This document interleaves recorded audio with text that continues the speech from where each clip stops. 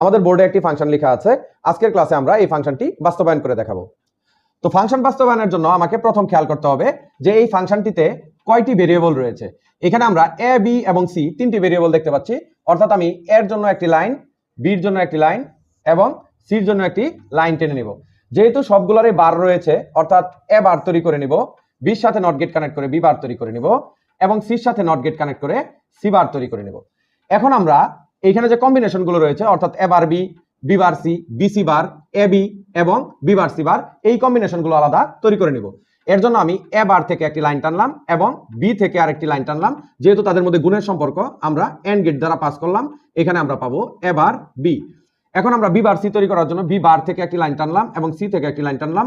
আবারও যেহেতু গুণের সম্পর্ক, এন্ড গেট দিয়ে পাস করে দিব, বি বার সি পেয়ে যাব। এখন আমি বি সি বার তৈরি করব, অর্থাৎ বি থেকে একটি লাইন টানলাম, সি বার থেকে একটি লাইন টানলাম এবং তাদের মধ্যে গুণের সম্পর্ক হয়, এন্ড গেট দিয়ে পাস করে দিলাম এবং বি সি বার পেয়ে গেলাম। এখন আমরা এ বি তৈরি করব। এ বি তৈরি করার জন্য এ থেকে একটি লাইন টানলাম এবং বি থেকে অপর একটি লাইন টানলাম এবং এন্ড গেট দ্বারা পাস করে দিলাম। এখন আমরা এখানে পেয়ে গেলাম এ বি। এবং বি বার সি বার তৈরির জন্য আমি বি বার থেকে একটি লাইন টানলাম এবং সি বার থেকে অপর আরেকটি লাইন টানলাম। এখানে আমরা পেয়ে গেলাম বি বার সি বার। তো প্রথম যেহেতু সবগুলোই গুণের কাজ ছিল, আমরা এন্ড গেট ব্যবহার করে গুণের কাজ সেরে নিলাম। এখন আমাদের লক্ষ্য করতে হবে, সবার প্রথম হচ্ছে ব্র্যাকেট এবং বারগুলোর কাজ শেষ করতে হবে। তো ব্র্যাকেটের ভিতরে কি আছে? ব্র্যাকেটের ভিতরে আছে B bar C plus B C bar, তারা আবার যোগ আকারে হোল বার আকারে আছে। তো এখানে আমরা বি বার সি এবং বি সি বার বের করেছি। এখন আমরা কি করব, একটি নর গেটের ভিতর দিয়ে তাদেরকে পাস করে দিব।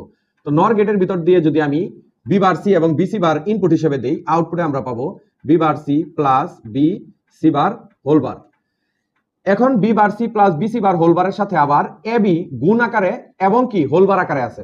তো আমরা জানি গুণ এবং হোল বার একত্রে ব্যবহার করতে চাইলে আমাদেরকে ন্যান্ড গেট ব্যবহার করতে হবে।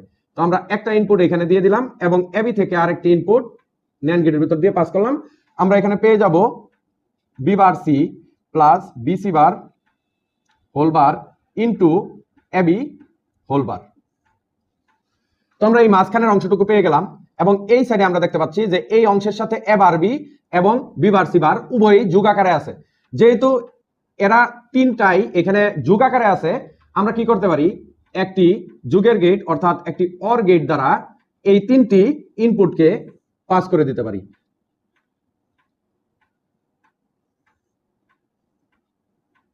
এবং এই তিনটি ইনপুট এখানে পাস করার মাধ্যমে আমরা ফাইনালি আমাদের এফ এর মান পেয়ে গেলাম।